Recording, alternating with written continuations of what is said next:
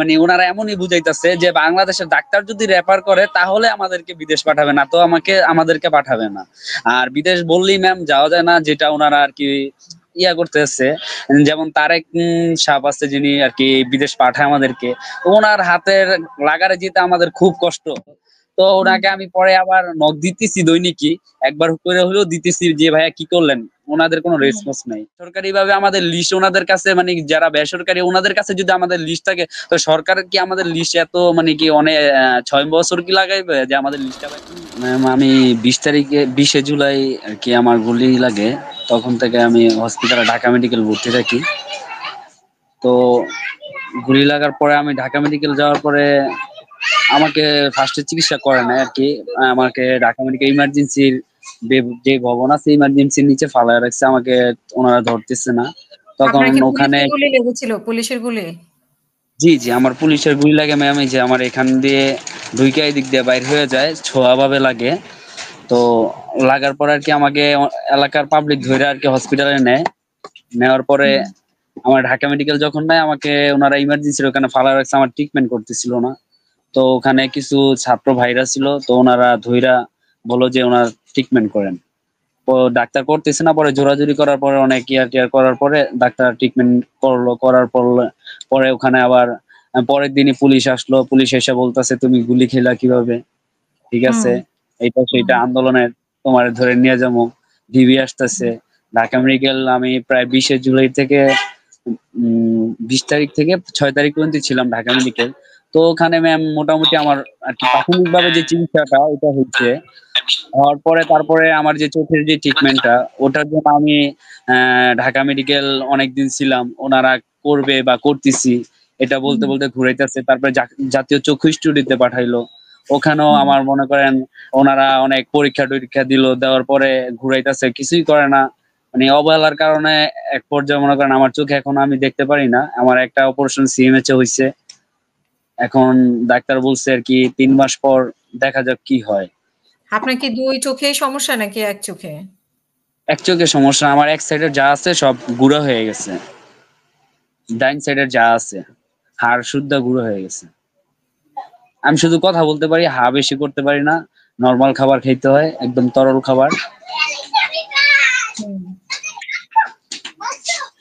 তো আপনার মানে আপনাকে সরকারের পক্ষ থেকে বা অন্য কোনো সংস্থা থেকে আপনি কোনো সাহায্য পাইছেন কিনা? আর আপনার ট্রিটমেন্ট এর জন্য যে আপনার চোখে যে এখন কোনো কিছুই নাই, এই চোখে কি বলছে ডাক্তাররা কিভাবে ঠিক হবে? ডাক্তার বলছে যে আপাতত আমরা একটা অপারেশন করছি, তো আপনি 2 সপ্তাহ পরে ফলোতে আসবেন। আসার পরে আমরা দেখি কি হয়, যদি না হয় আপনার চোখ কেমন আছে ভালো আর নাও হইতে পারে, বাকিটা আল্লাহর কাছে। তো এমনি সরকারি ভাবে আমার এইভাবে তেমন কোনো সহযোগিতা আমি পাইনি। তো আমাকে যেমন আমার ফার্স্টে ট্রিটমেন্ট করছে আমার বন্ধু বান্ধব যারা আছে, ওরা একটা কালেক্ট কইরা, ঠিক আছে না, আমার ঢাকা মেডিকেল প্রায় ম্যাম 1,75,000 টাকা গেছে 6 তারিখ পর্যন্ত। তো সব সব টাকা কিছু ঋণ আছে, কিছু আমার ভাই ব্রাদার আমাকে আর্থিকভাবে সহযোগিতা করছে। এবার হচ্ছে এমনি আর কি আমার ট্রিটমেন্টটা হয়েছে। আর হুম। সরকারি ভাবে বলতে আমার কোনো কিছু আসে নাই, শুধু আফসানা ফাউন্ডেশন থেকে, যেমন আফসানা ফাউন্ডেশনের থেকে আমি 40,000 টাকা পেয়েছিলাম। এটাই পাওয়ার হুম। ভিতরে, হুম। এটা তো সরকারি না, এটা হলো গিয়ে একটা হুম। বেসরকারি ফান্ড, এটা আপনিও জানেন। হুম। সরকারি ভাবে মানে কোনো অনুদানই আমরা পাইনি। আচ্ছা। আর ইয়েরা আর আপনারা জুলাই দেখতে ফাউন্ডেশন গেছেন? বলেন ম্যাম, আর জুলাই ফাউন্ডেশন বলেন ম্যাম, জুলাই ফাউন্ডেশন যেটা বলছে যে যারা মৃত ওদেরকে একলাই আর কি 5 লাখ টাকা করে দিবে, আর যারা আহত তাদেরকে 1 লাখ টাকা সর্বনিম্ন দিব। তো জুলাই ফাউন্ডেশন ম্যাম চালু হয়েছে, কিন্তু চালু হলে কি হবে, যারা আহত আছে তাদের জন্য কোনো এখনো ব্যবস্থা নাই। আমি যদি মারা যাই তাহলে ধরেন আমার ফ্যামিলি আজকে 5 লাখ পাবে, এটা 100%। কিন্তু আমি এখন যে জীবিত আছি বা আমার যে আমি আর্থিকভাবে একটু দুর্বল আছি, এটা ওনারা দেখতেছে না। ওনাদের কথা হলো তুই মারা যা ভাই, তোকে 5 লাখ দেবো, তুই জীবিত আছিস তোরটা পরে দেখতাছি। মানে এইটাই ওনারা তো বলে নাকি, ওনাদের কথা বুঝাইতেছে, মানে এরকমই। সিএমএইচ এ আমি কালকে গেছিলাম, তো দেখলাম 2 জন মারা গেছে শুনলাম। দনোজন কি আসছে টাকা দিয়ে গেছে 5 লাখ করে, দনোজন কি টাকা দিয়ে গেছে, বা তার আগে আরেকজন মারা গেছে, ওনাকেও 5 লাখ টাকা দিয়ে গেছে। কিন্তু যেটা ম্যাম বুঝলাম যে আমরা যে জীবিত আছি আমাদের কোনো দাম নাই, যদি আমরা মইরা যাই আমাদের লাশের দাম আছে। লাশের দাম ৳৫,০০,০০০।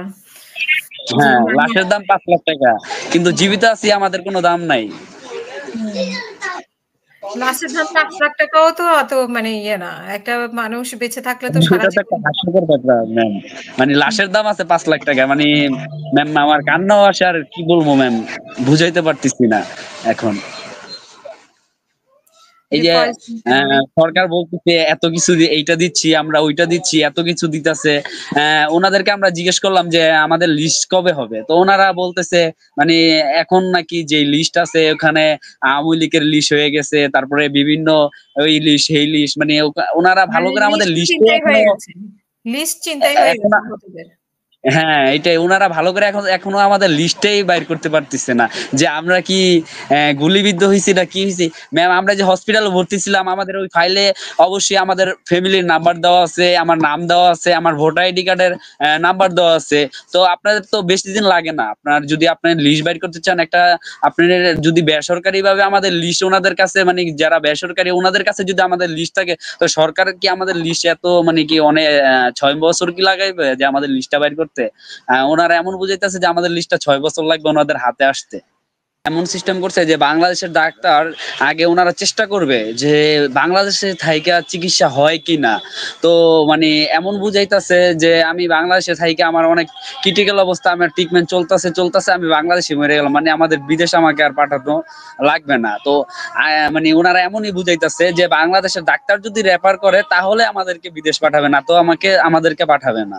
আর বিদেশ বললেই ম্যাম যাওয়া যায় না, যেটা ওনারা আর কি ইয়া করতেছে। যেমন তারেক সাহেব আছে যিনি আর কি বিদেশ পাঠায় আমাদেরকে, ওনার হাতের লাগারে যেতে আমাদের খুব কষ্ট ম্যাম, ঠিক আছে। ওনাদের হুম, ওনাদের হাতের লাগার আমাদের পাইতে অনেক কষ্ট। উনি আমাকে, আমি যখন যমুনাতে আন্দোলনে যাই, উনি আমাকে নাম্বার দিল যে ভাইয়া তোমার যেই কোনো প্রবলেম হবে তুমি ভাইকে নক করো। ওনাকে আমি কার নক দিতে দিতে দিতে কার দিতে কার কথা তারেক বলছেন? তারেক। তারেক তারেক তারেক তারেক উনি মনে হয় স্বাস্থ্য উপদেষ্টার একটা যে কোনো একটা পদে আছে।